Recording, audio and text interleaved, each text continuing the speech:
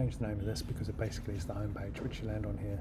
I'm going to keep this here for now because it's really helpful for debug, for testing, but noted that it'll be removed when we go live or when we get through testing a bit further. So there's now an account page, and it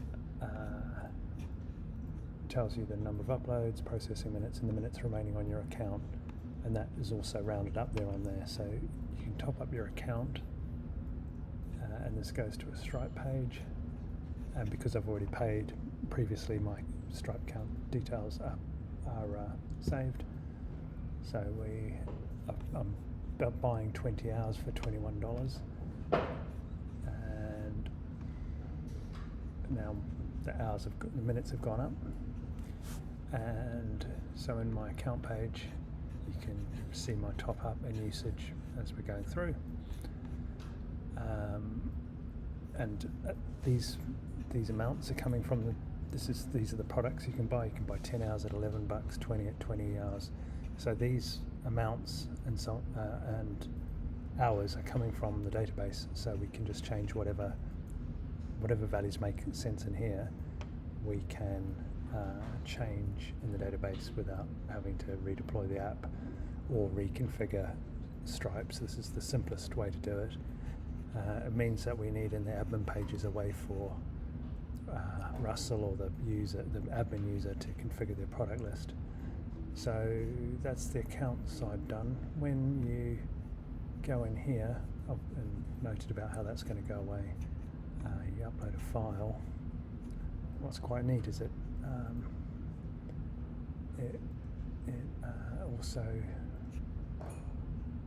also transcribes videos, which is cool. Let me find a video. So here's a screen, here's a video. So I think what is happening now, because there's kind of no event when someone leaves the screen, what we do is once someone has uploaded a file for processing like this,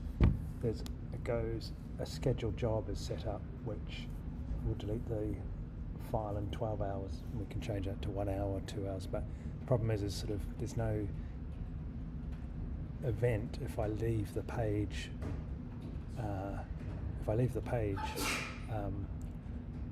What does that mean?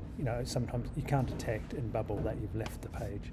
So basically it's scheduled to be deleted 12 hours after you upload it. And I hope that meets the requirement. These here now play, and they start on the paragraph. So if I play this one, it'll play starting at this point and this here.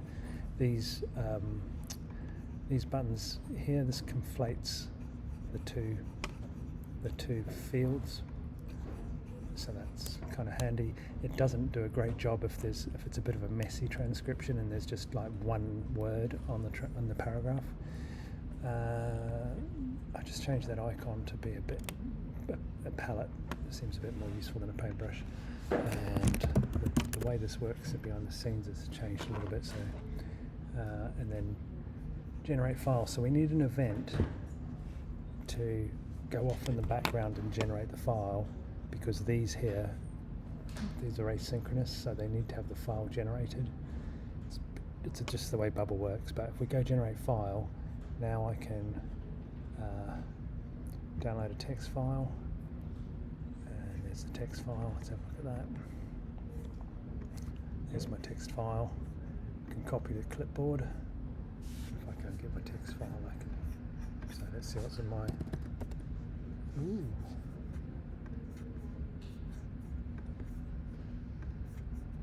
Okay, let's delete that 1 second. Copy the clipboard. Let's see if it's in my clipboard. Not in that clipboard. Okay, it was working, but just copy the clipboard, and there's. Well, if that's not working, this will probably not work. But here's download a doc. Oh, and that's worked. Okay, so I've just checked. So here's a Word doc download, and this comes from a Word template, so we can do quite a lot of formatting on this. And this generate file is coming from a plugin, so we can. I can just generate the file again. Let me just check this again. So let's just see if it's in my clipboard. No.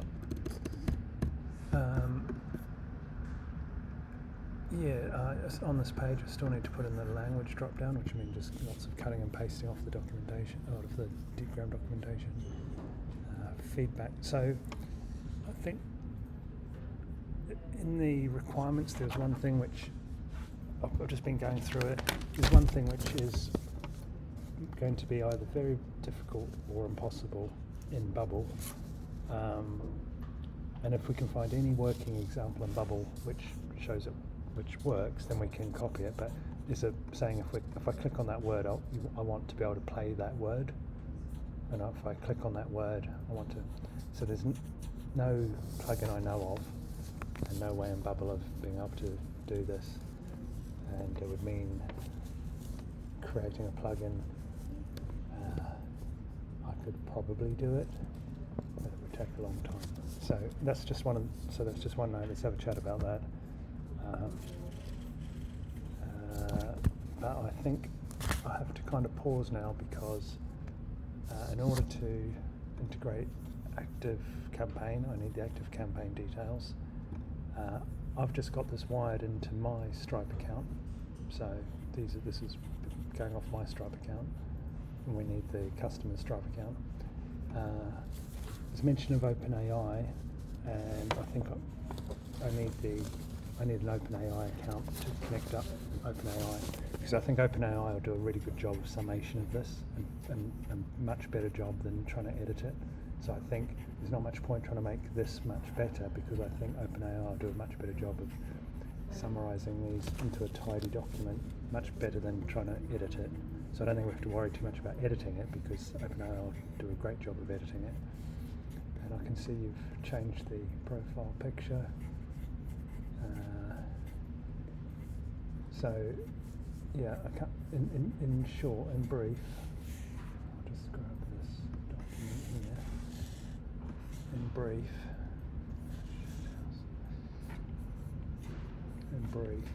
where's it gone here?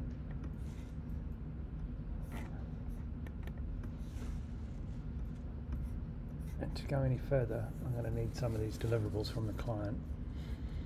So I can't do Google Analytics until we've got the domain name.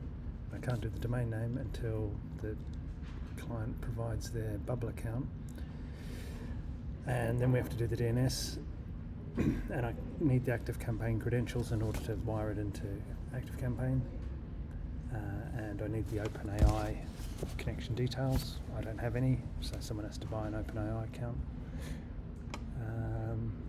And that's where we're at. So I think we're on a short list of, in my view, I think we're on a short list of what's left to do. The only thing that I'm flagging as a big problem is being able to play from playing words in Bubble. I just don't know how we will be able to achieve that.